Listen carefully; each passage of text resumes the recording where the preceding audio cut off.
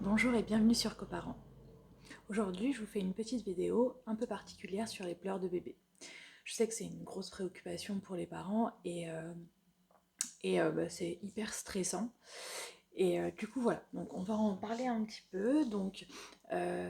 Durant la première année de bébé, donc dans les quelques premiers mois, ça va être vraiment en termes de rythme pour bébé. On va ajuster les repas, on va voir si le lait qu'on lui donne ou l'allaitement qu'on lui fait, il est ajusté, s'ajuster nous et essayer de lui donner toutes les 4 heures. Enfin voilà, le rythme de l'enfant va être rythmé vraiment sur sommeil, faim, inconfort. Alors, qu'est-ce qu'ils peuvent être ces inconforts? Là, ils peuvent être malades, donc le nez qui coule, qui se sentent pas bien parce que justement ils sont un peu malades, qui font un petit peu de fièvre.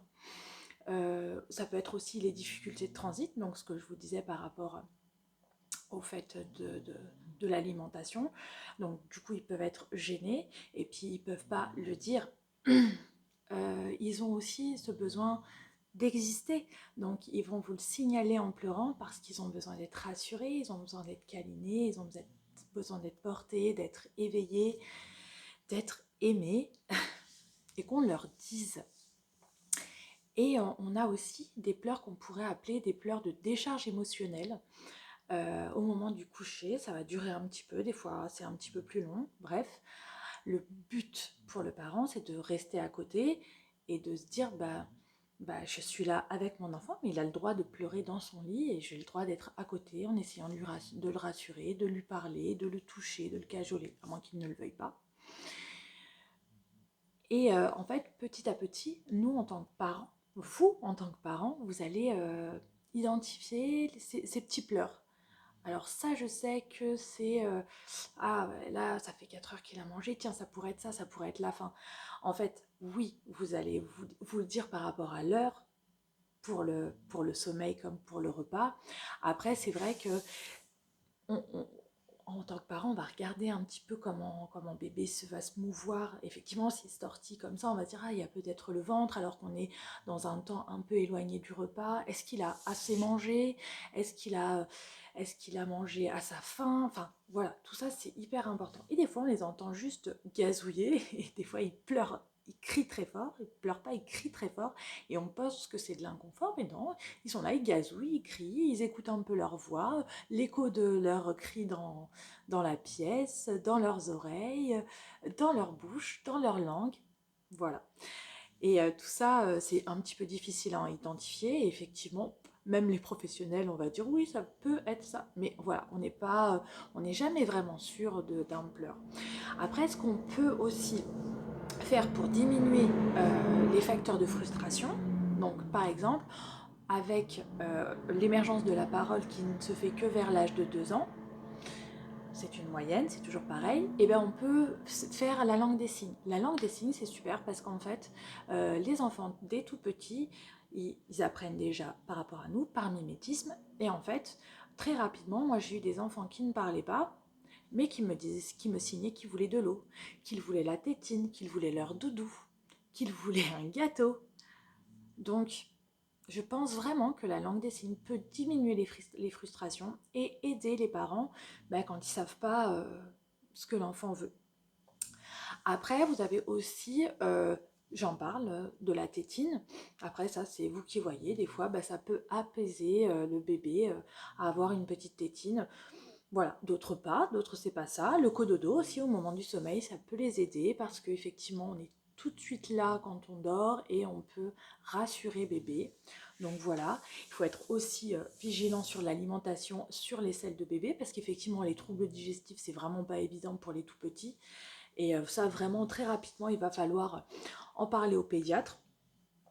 Ça, vraiment, faut se dire que l'alimentation ne va pas, on en parle, on change de lait. Souvent, moi j'ai eu certains parents qui avaient essayé pas mal de lait avant de trouver le lait adéquat pour leur enfant. Donc ça peut aussi faire partie des gènes gastriques, j'entends. Vous pouvez aussi avoir votre enfant qui est énervé, et vous le sentez énervé, agacé. Après, quand on va mettre en place un mode de garde pour l'enfant, il va y avoir aussi la séparation avec le parent, les nouveaux rythmes et tout ça. Et pour un petit peu qu'il s'apaise dans son corps, déjà le bain, ça c'est vraiment quelque chose de super. Je vous ai fait une petite vidéo là-dessus, n'hésitez pas à aller regarder. Et le massage pour le bébé, massez votre bébé. Je vous ferai une petite vidéo aussi dans ce sens pour le massage bébé. Donc n'hésitez pas à aller regarder aussi. Et ça, vraiment, ça les apaise. Et puis, vous passez un temps aussi à pouvoir vraiment l'aider et l'apaiser en lui parlant avec ce massage bébé. Et il y a aussi d'autres choses dont on parle un petit peu moins, c'est de faire des séances d'ostéo.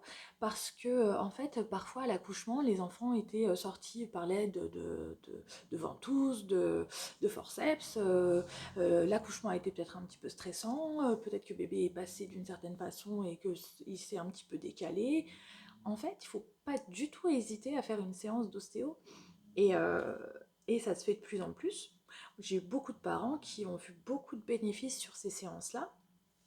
Et même en termes d'émotion, en fait, vu que tout leur émotionnel va un peu rester là, stagnant, parce qu'ils ne savent pas du tout maîtriser leur émotion, et puis bah, du coup, c'est un trop-plein. Et le fait d'aller faire une séance d'ostéo, ça les calme, ça les libère.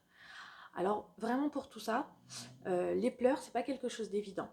Mais n'hésitez pas à en parler avec votre pédiatre, avec l'assistante maternelle, avec la crèche qui vous suit, avec la PMI qui font également des suivis. Soyez entourés avec vos amis, avec vos parents. N'hésitez pas. Vraiment, il faut savoir en parler, on dédramatise les situations et on accompagne. Moi, je suis beaucoup dans l'accompagnement et vraiment, je trouve que c'est très bien. Si vous avez aimé cette vidéo, n'hésitez pas à liker, partager et surtout abonnez-vous si vous voulez d'autres vidéos. À très vite!